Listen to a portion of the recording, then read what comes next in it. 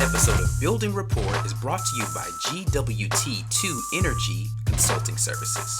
For more information about them, make sure you check them out at gwt2energy.com.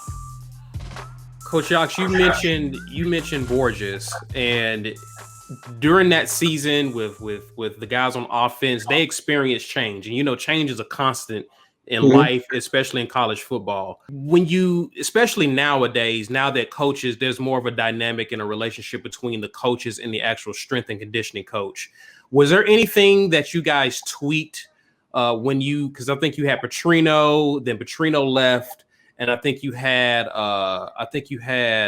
there was a period of time where I think you had the tight ends coach and O-line, I think Knowles. Coach Knowles, yep. And then you went to Borges. Did anything tweak because of the different systems that those guys were trying to incorporate? Does anything affect you in terms of preparing those guys to run those systems? I know you see a lot of that in today's game with different up-tempo offenses, but what about when you were at Auburn during that time? Was there anything that tweaked what you was wanting to do in strength conditioning based on the offensive coach? You're probably gonna be disappointed in this answer, but not really. Again, it goes back to my belief as far as conditioning, and I also looked at where we were playing. When you're playing down in the South, it's a heck of a lot different than playing in Los Angeles, California. And I never really. Now when Gus came in with Coach Chiswick, I did up that conditioning part of it a bit. I'm not using this to say that I'm all that as far as strength conditioning, but I never really. If there were times when coaches' speed was a concern, receivers or DBs. There would be different drills and things like that I would emphasize, but really the only time there was a discussion about conditioning was when Gus came in with Coach Chiswick and the type of offense that he ran. We certainly talked about it quite a bit, and we did up the conditioning format to meet those needs. And I think it worked out pretty well. I did have one more question, Mike. Okay, go ahead. We talked with Courtney Taylor. You may have seen the interview we did with him. I did. And we talked about some of the big plays that happened down the course of that game in the fourth quarter. And if you recall, that was a really physical game against LSU. It was like a heavyweight fight. Always and to see Auburn just hit back and keep fighting and keep fighting, and then they were able to push through and get a touchdown and take the lead and win the game. To see the mental and physical toughness of that team, there were a lot of great moments in 2004, but many people will agree that was kind of like the springboard game for that season. What did that game, from a strength and conditioning standpoint, what did that game mean for you personally? Now you're trying to get me to cry tonight, aren't you? As y'all know, you probably know the players. My daddy always said my bladder was too close to my eyes. That game, like many others during my time at Auburn, as a strength coach, you're not going to stand there and beat your chest and talk about what you had to do with that. But as you're on the sideline and you're watching a game like that, and you know what these guys, the work that they've done, not that you've done, but as a strength coach, but the work that they've put forth, you can't help but want them to win, and then to see things like that, because that, it's Caesar, it's interesting that you bring that up, because that game epitomizes, I think, how the guys on that team worked that winter and that summer. It just epitomizes what they did. And just to keep coming back and coming back and coming back. Yeah, it was a very, among many, but a very prideful time for me and my staff.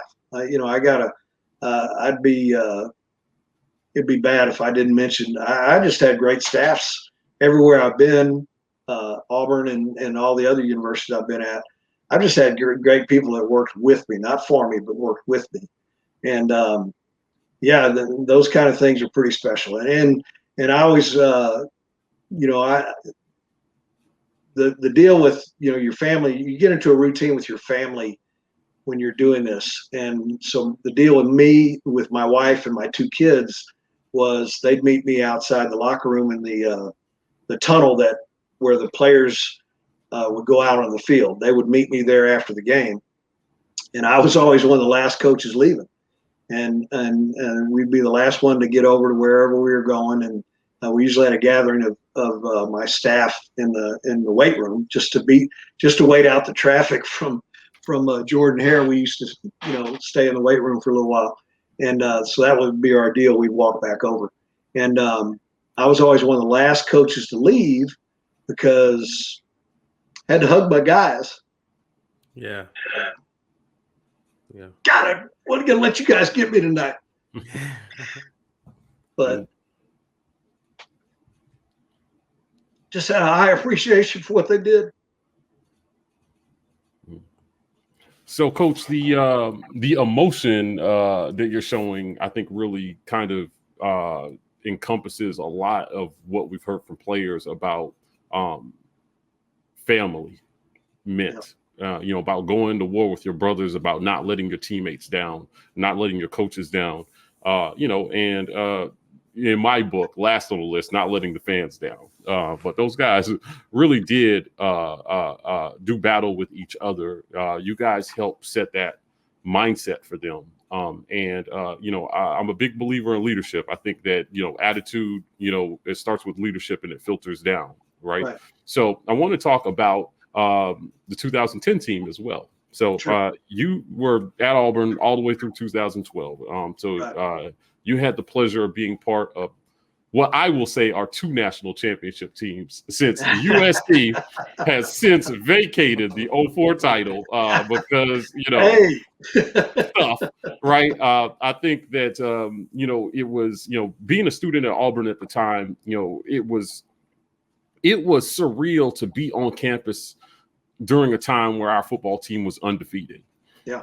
And then it happens again 6 years later, right, in 2010. We did an interview with Chris Todd. And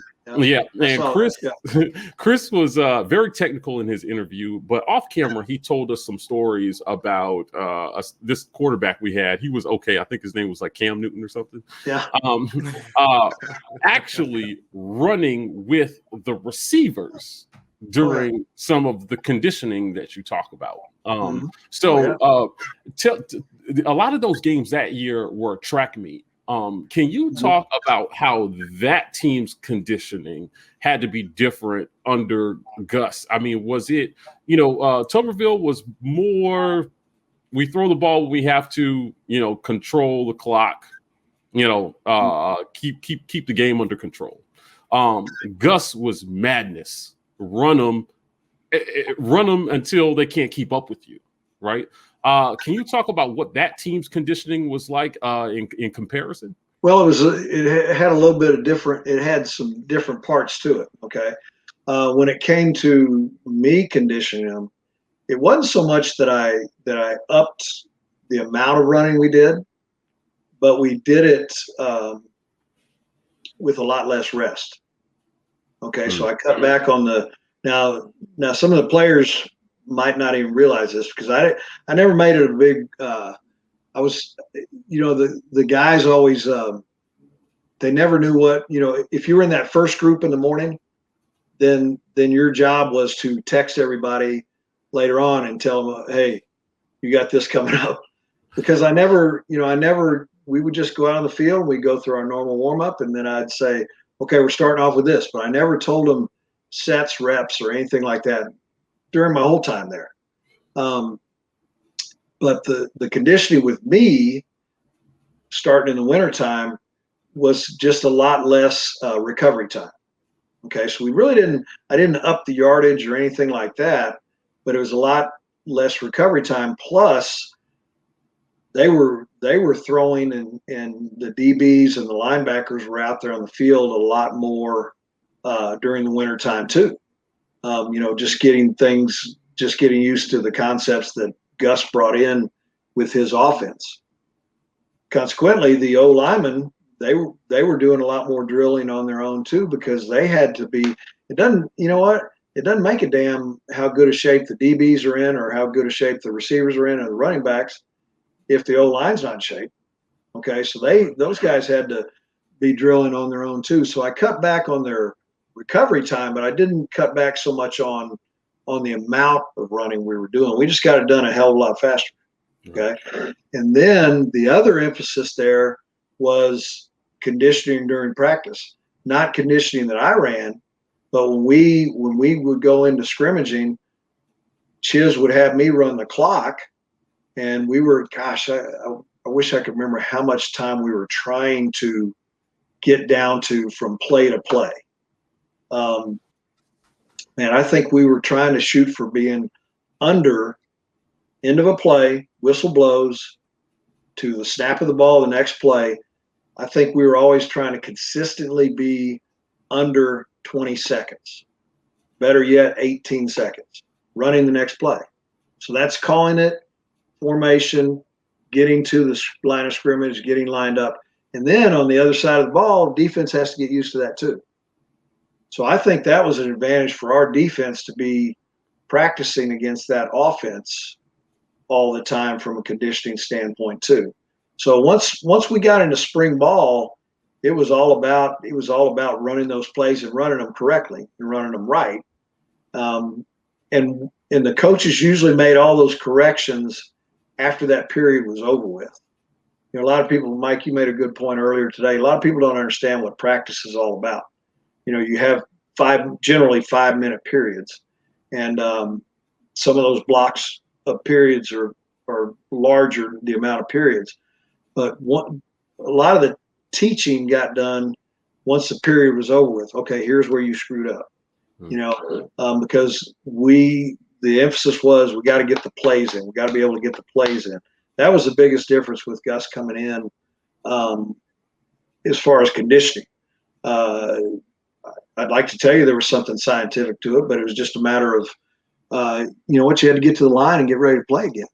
And so that was a big emphasis when Gus came in from the very beginning, not just the year we won the national championship. I mean, from the very beginning. And I thought Gus did a really good job of still, you know, we had Ben Tate running the ball with us at the first couple of years, and then we had Mike Dyer and some of these other guys. So I mean, I think Gus still did a hell of a job with mixing in that run game. You know, it just wasn't all throwing it all over the place. But we did go fast. You know, we did go fast, and we just emphasized during practice, and then I just cut back on the conditioning, the recovery time when I just had the players myself. I mean, that's really all it came down. Whether we were running straight ahead or we were doing agility type drills, pushing boards, pushing sleds, I just made that recovery time shorter. Coach, tell us about Cam. We've heard legendary stories about his conditioning. You know, was Cam one of those guys in practice, or you know, during conditioning, that you ever look at a player like Cam and say, you know what, that was too easy for you, I need to give you something else? Well, I don't know that I ever looked at it in that vein, but I tell people, you know, people ask me about Cam Newton all the time. And I tell them he's probably one of the top 5 most competitive athletes I've ever coached, male or female. Just competitive in everything. It didn't matter if it was something on the field, in a game, in practice, in conditioning, playing rocks, paper, scissors in the locker room. We had that year we won the national championship. Just had a Halloween party in the Watson Fieldhouse, and Cam came, and there was a contest. Okay, a winner. And I tell you what, if anybody wants to see some incriminating photographs of some of our favorite Auburn players dressed up, they need to do some searching. One guy came dressed as me, and he had on the T-shirt, the whistle, everything. I think he even talked my guy. I can't believe he did this. I think he even talked my assistants into letting him have my hat. and he taped his shoes to his knees. Okay. And he came walking in on his knees. And it was one of those deals where the kids thought I was going to be pissed, right? I couldn't stand up straight. I was laughing so hard. Humphreys. Yeah. He was a walk-on linebacker. Yeah. Last name was Humphreys. It was hilarious. But anyway, Cam came dressed. Cam's probably not like that I tell this, but he came dressed as the Tooth Fairy. Remember when Dwayne Johnson was in the movie The Tooth Fairy? Cam came dressed as, oh yeah, tutu, pink tutu, everything. And I can't remember who won the contest for most creative costume, but it wasn't Cam. And he was not happy about it. Oh, man. So I mean he was so, like Chiz would call up my deal at the end of practice. I always knew when we had about 10 minutes left in practice, I needed to go find Coach Chiswick because he was going to have me blow my whistle and bring the guys up. So I would always find Coach, right there towards the end of practice and kind of follow him around and wherever he ended up. And it didn't matter if Cam was the furthest away from that point on the field. Okay.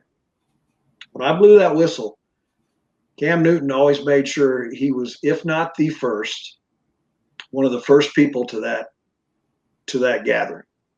And it didn't matter. It didn't matter. He had to run around people, outrun people, whatever the case may be. He was going to be there. He was just that competitive. And, bringing a guy like that in,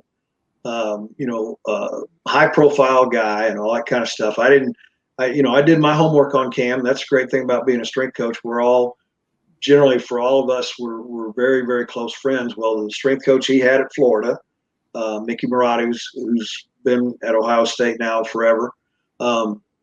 Mickey's a good friend. So, I'm going to make that phone call and, called Mick up and got the word on Cam, which was great. They hated to lose him and so on and so forth. Cam came in and he all he wanted to do was fit in and be with the guys and work hard. And he had from his Florida time, he had a bit of a back issue. So we had him on a bit of an alternative program to where we didn't directly load his back like with squats and things like that. We just found you just have to be creative as a strength coach, and I always had great alternative workouts. You need to, some of the interviews you do ask about those alternative workouts. Those were always a lot worse than the regular workouts. But anyway, Cam, he was so competitive, he didn't like being in that alternative workout. It was usually, 4 or 5 guys that had to do a different workout, but it wasn't any easier, but it wasn't the same as his teammates. And man, he, constantly was like, Coach, I can do this. And I was, Cam, go talk to the trainer because this is what we've got to do. And you just need to do it really well. And he did. I mean, box jumps, holding heavy dumbbells, jumping from the floor up onto a box and things like that. Oh yeah. He's gifted physically and mentally, athletically. I mean, it all goes without saying. But yeah, he was a lot of fun to coach. He really was, and we've stayed in contact. His strength coach with the Panthers, Joe Ken. I now work with Joe with the company that I work with now. Cam and I would stay in contact during those times with the Panthers as well. So, he was awesome. Pro day. I tell this story about people. Cam, I don't know, Mike. You weren't there, of course. That pro day was, we had that team had, I think, 20 plus seniors, and then we had Cam and Nick come out early, and so we knew that the amount of people that were going to be at that pro day, we had to shift it from being at Watson Fieldhouse because we hadn't built the indoor yet, the full indoor.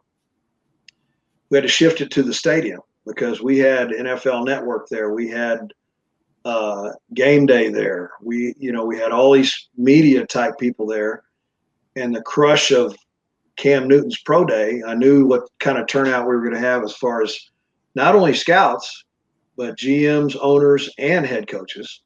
So that pro day took on a life of itself almost. And we had all these other players to put through pro day too. Well, Cam made sure that his display of throwing, all that stuff that he, Cam wasn't going to run a 40. He wasn't going to vertical leap or anything like that. He was just going to do positional drills, which on a traditional pro day is always at the end of after everybody ran their 40s, did their bench and all that stuff. Cam purposely did his throwing. We talked about it before I had pro day. He did all his throwing and all that stuff last, dead ass last. Okay. Now, in a lot of people's book, you'd say, well, let's get him out there. But I knew, and Cam knew, that if he threw and did all that stuff first, that as soon as he was done, if that team didn't have interest in some of the other players positionally that we had that day, their asses were all out of there, right? They, because traditionally me and Scott Cochran at the time at Alabama, we always scheduled our pro days. One went the day before the other. Okay, that way the scouts would come to Alabama and they could just leave Auburn, go to Tuscaloosa, leave Athens, come to Auburn. So we all tried to coordinate our pro days, right? So if Cam had done all his drills right after we ran 40s and things like that, half that group of scouts and GMs and head coaches, they would have been gone, right? And if you look at the history of that draft and free agents, a lot of guys that day were seen by some very important people on some teams before Cam Newton threw. Okay. So my point there is that Cam knew he was going to get his shot and be able to throw, and all those people were going to stay and watch him, but he wanted them to stay there for his teammates before he did his deal.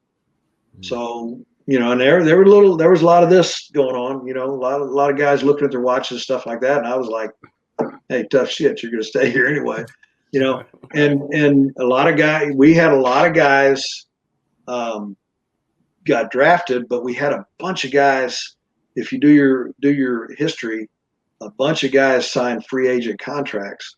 And to this day, I believe it was because all those people were there and they had to stay until Cam got done. And that's to Cam's credit to have done that. So Coach Yox, Auburn has a new strength and conditioning coach, someone that you mentioned earlier in the interview, someone that you've worked with, Jeff Pittman. Yes, and once he got announced, you kind of gauge the interest of the fan base. And there were a lot of people who, almost like Coach Harsin, didn't know much about him, right? And you talked about, how he got his start, how he started under you. I'm not sure if he started under you, but he worked with you at Minnesota. Now he's the strength and conditioning coach, the head strength and conditioning coach at Auburn.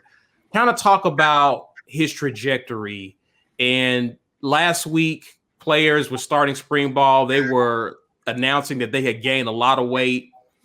Guys who had got into playing shape, guys excited and talking about strength and conditioning, about as much as excited about that as they are about actually playing ball.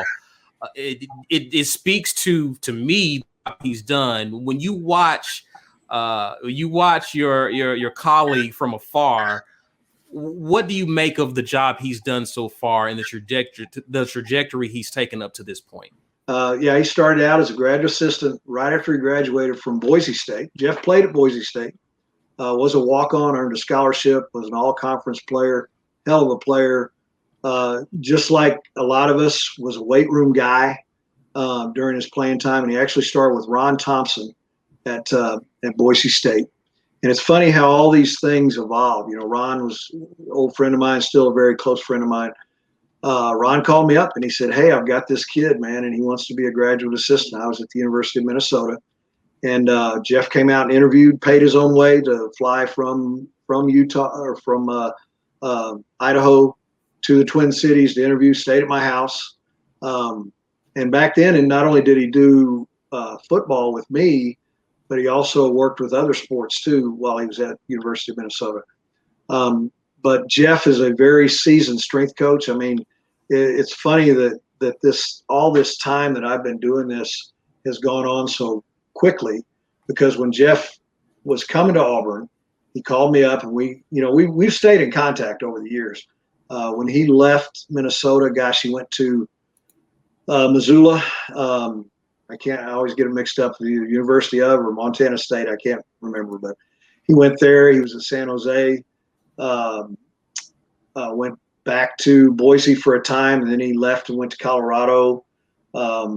After Colorado was at Western Carolina. Then he ended up, he's Harson's strength coach in college while he was at Boise the first time.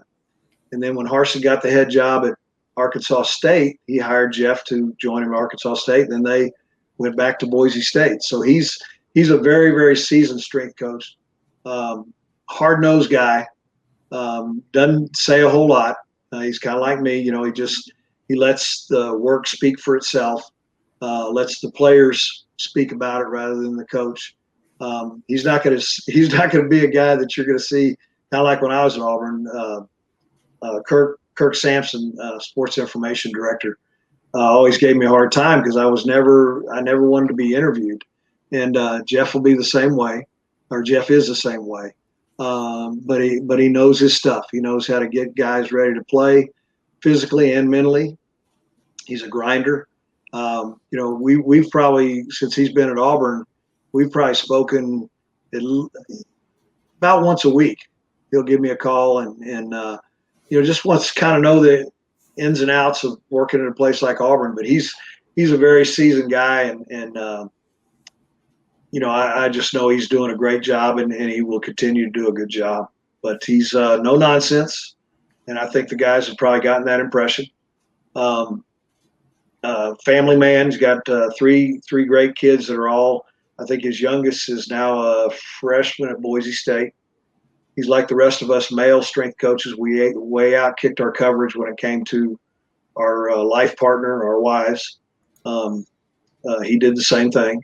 And so just a really good guy that appreciates hard work, and not only from the players, but he expects it out of himself as well. And that's just like any other street coach out there. But I'm really, really happy for him. Very, very proud of him. Very proud of his career, and excited that he is at a place like Auburn. Coach, since Mr. Pittman comes from the Yox coaching tree, I want to talk a little bit about the technicals of the lifting, because some of the things that we're hearing from the players is that before they would do a few reps at a heavyweight, and they're doing more one rep max stuff. And one of our high profile linebackers essentially said, Owen Papo said, we're going to look like Marines come August. And they are really excited. Can you talk a little bit about what that 7-week period can do for an athlete physically? Because you got some guys who are freshmen and they enrolled early. Yeah. And at certain positions like linemen, it takes a period of time to get your body ready to play football at that level. How much can you realistically accomplish in those 2 weightlifting periods that you're going to have in spring and summer before fall camp? It really varies with the player. And you just made a good point about what the training, we call it the training age of the player. So if you got a guy that's come in early, he's graduated from high school early, his training age is not like some of these guys at Auburn now that are 3 or 4 years into, lifting in a great comprehensive program, going into spring ball. So with everybody, it's going to be a little bit different. So you have to look at the training age of the player themselves. And so you've got different levels of improvement. It's really hard to put a number on it. What it comes down to is what that work ethic is going to be like from that player, how he or she is off the field. Nowadays you mentioned nutrition. Are they taking advantage of everything? And I know a place like Auburn has a lot to offer in terms of not only great advice from a nutritionist, but great choices as to what to eat. If an athlete can put all that together and try to get some rest. That's the biggest thing I worry about with athletes now. It's amazing how little rest athletes get, and that is such a key. You can do all these sets and reps in the weight room that you want, but if you're not eating right and if you're not resting right, then you're not going to make a lot of gains. You just aren't. So it comes down to a lot of choices that they make as far as what those degrees of gains are going to be. Just how they're taking care of themselves after they get done with those weightlifting sessions. So it's really hard to, it's hard to put a number on it. You got to look at the age of the player. Some guys need a little bit different stimulus. If that training age is way high, and they're an athlete that is they've kind of reached their peak in one way, you know, as a strength coach, you got to figure out what you need to do to kind of tweak that to challenge that body physiologically to where they make some of those improvements. So you've got to, I'm not saying that you have a bunch of now there's a lot of guys out there that will claim, well, I do individualized programs. Well, I never did do individualized programs other than by position. But there's times when you'll take a guy aside and say, hey, look, and this is just me. I'm not talking about Jeff, but me and my staff would talk about certain individuals and say, you know what, I think he needs a little bit more of this, a little less of that. And we would have another sheet for them to use after workouts or before workouts that would help them make improvements, because you're always trying to make improvements. And there's different philosophies. You mentioned Jeff doing 1 rep maxes. I mean, that probably started when he was at Boise State, and I did that at Minnesota when he was with me. I did it at UCLA. I did it for a long time at Auburn, and then I got to the point where we did do rep maxes, but they were low rep maxes. So on the strength stuff, like bench pressing, like squatting, we would do a 3 repetition maximum. And then in the power stuff, snatching and cleaning or hang cleaning, we would do a 2 rep max. It's just a difference in philosophy sometimes, but still those weights were very, very heavy. And I would always factor those into being a projected 1 rep max after they would test. But there's just different philosophies. But, to put a set mark on, well, he's going to make this percentage improvement this off season, or they're going to be this body fat, to put a mark on it is really tough to do, because it comes down to that individual and how long they've been training. It's for those kids that would come in early, and towards the end of my time at Auburn, we had a lot of guys that would come in early. Quite honestly, I know by position, it is very important, especially when it comes to certain skill positions, to have that individual in early, especially if you don't think they're going to redshirt.